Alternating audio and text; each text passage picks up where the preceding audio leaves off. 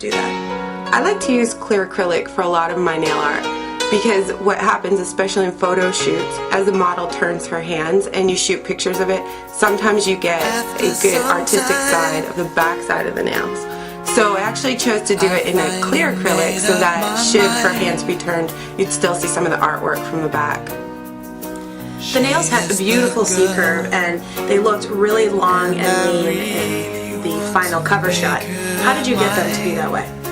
Well, one of the things that I find that's really important when doing a cover or a set of nails in nail art this busy is if you don't do them long enough and you don't do them thin enough and narrow enough, the nail art can make the nails look really fat and wide. So I used some pinching tongs that I have, and I pinched a nice C-curve early in the set when it was setting up, and then I used my C-curve sticks to finish the curve. That way, when you did your cover shot, the nails did look long and lean despite how busy the patterns were. Now, I know that you did a little trick that you might not necessarily do for salon nails, but because there were going to be so many polish changes in this, you used a gel top coat. Yes, actually I used a gel sealer. When you change polish a lot, especially with acetone on acrylic, you have to go back and buff the surface because they get really funky. So because we were doing some of the fast changes of colors, what I did was I used a UV pure gel seal over the top of the acrylic. That way when we changed the actual polish and colors, we didn't have to go back and buff it, and it saved a lot of time. The first nail is a combination of a floral pattern sort of and stripes. How did you start that? Yeah, I actually did the blue first and did the whimsical kind of design, and then we complemented it with another pattern that had some stripes and did it in the browns to give it kind of a contrasting color. The second nail was one of my favorite nails. It was a light blue background with a brown sort of vine with swirls on it. How did you make sure that you keep your hands still enough to get that detail? This was actually my favorite nail too, and what I did was I started with the blue background and the brown background at the bottom, and then I used the opposite colors to start the swirls up the nail, and it didn't really take a steady hand so much as I just went back and cleaned up any edges that were a little messy with the background color. So while it looks really complex and difficult, it's actually quite easy. The third nail is a flat, which is really cool and pretty simple and straightforward, but you had to get really thin, precise lines in there. Any tips for that? Yeah, actually the tip on storing your detail brush. Every time I use my detail brush, when I'm finished, I'll take a little top coat and put it on my pointer finger and thumb, and then pull the hair so that they come to a fine point, and I'll store my brush that way. That way none of the hair can go stray. And then when I go to use it before the next time, I'll actually take a little acetone and remove the top coat from the hair. That way my brush stays at a perfect point every time I use it. The next nail is a coconut nail that is really simple but looks really cool as well. I think this is something that's probably designed as well. Yeah, the hardest part about that nail is just trying to get those circles perfect and equal in size. But again, you can just go back with your background color and go around the circles and perfect any they're all in shade or not quite perfect. Just go back with your background color. You want to do something a little bit different. The pinky nail has some texture because all of the other nails are flat pitch. What did you do for that nail? For this one, I just painted the background color. I put the top coat over it, and while the top coat was still wet, I laid her nail into a little pot beads that I had, and it gave it an interesting look. To protect the beads, instead of brushing on top coat over the top of the nail, what I did was I actually just touched it with the top coat, so the top coat would seep in between the beads and hold them in place during the shoot. That way we didn't have to worry about the model knocking the beads off the nail.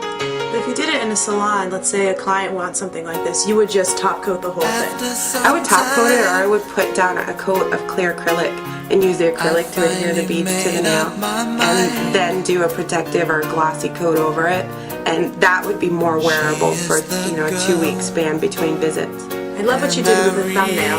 It was sort of a different take on more dots and circles. Yeah, I like to think of this as my retro nail.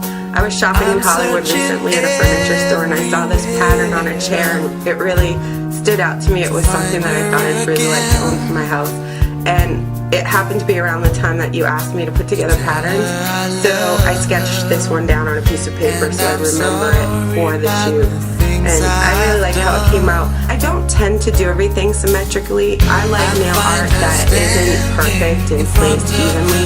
I like to take and throw nail art off to the side, or maybe up near the cuticle rather than just in the middle and on the free edge. And this is one of those things. The seventh nail is another take on dots, and I love how you did this one too. It's sort of like the shine nail. Yeah, I wanted to show you can do a lot with dots. They don't just have to look like dots. You know, we've done basically 2 patterns to show you how circles and dots can still very different from one another, even though they're on the same set of nail. And the little white dots inside the big circle really finished that nail off and gave it a really kind of googly eye look and made it really fun. The next nail is also sort of a retro 60s type nail. Yeah, it's another good example of how old style patterns are coming back. I'm sure I've seen this pattern before on some of those children's shows I watched when I was little that depicted the 60s. But what I did was I just rounded the corners of squares and placed them overlapping each other on kind of a terracotta background color. And it gave it that really, you know, 60s kind of retro look. On the second thumb, you added more texture to the nail again. This is a great example of something a nail technician can do in a salon that will take no extra time, add it to her work if she's, you know, fully booked for the day, and still make more money on a service. And all it takes is applying a color background while that polish is still wet, sprinkling on some hexagon-shaped glitter, and giving it a clear coat with that.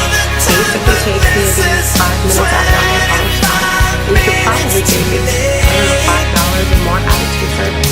And for the final nail, after looking at everything we've done, we wanted to make sure we had a nice balance of texture and dots and stripes, and at this point it looked like we could use one more set of plaids or stripes. So for the last nail you did was a train line designs. Yeah, we started out with a slant through the blue and the brown diagonal lines, but as I was doing it, I kept looking at it saying it needs a little more design. So we decided to throw in this terracotta stripe, and by the time we added those, I was much happier with the look of it. For the nails on the inside of the color story, you did simple nail art on your nail, something that's really salon friendly. Yeah, I would call this realistic salon nail. It's a software. You can just do a little bit of nail art on, say, your pointer finger or ring finger, and it's actually more acceptable to masses. More people are willing to wear simple nail art than the crazy, wild, really intensive stuff. So I like to look at this as what I would call salon realistic. I love how on the red nails you did a little bow that sort of matched the bow that she was wearing around her neck. Instead of doing kind of a girly bow shape, because it had a red background, it really needed to be kind of a sophisticated bow shape. So I just did the cookie cutter standard shape of the bow, and then did the smaller one in the middle, and then the tinier one at the very end of the nail. And I think it was just enough to complement her jewelry and her nail color. Yeah, I agree, and I think that that sort of theme of simple followed through the rest of the nails too. For example, on the blue nails, you did that little tiny dotted line right at the free edge. Yeah, it's like a dotted French on that blue background, and instead of carrying it through to all 10 nails, it actually looks better to just do 1 or 2 nails. And then on the yellow nails, again, you went back with that dot pattern. Yeah, I did a bigger dot near the cuticle, and then did a curved design and made the dot smaller as I went down the nail. Again, keeping it simple. And it's something that you can easily wear, like you said, on 1 or 2 nails, and you can charge, a little extra for that design. Yeah, adding money to your ticket service without adding time to your books. For the last nail, this is one of my favorites. It was on a metallic nail, you did stripes. Using the matte color of the acrylic paint against that metallic background gave an interesting look too. It just kept it simple with the stripes, and again, quick and easy. Thank you so much for coming in and doing all the work for us. This is so great, and it took so much creativity on your part that I was just blown away. You are so welcome. I have so much fun when I come do these shoots because you allow me to really stretch my creativity more so than I would ever get in the salon or even, at shoots or other shoots that I do. So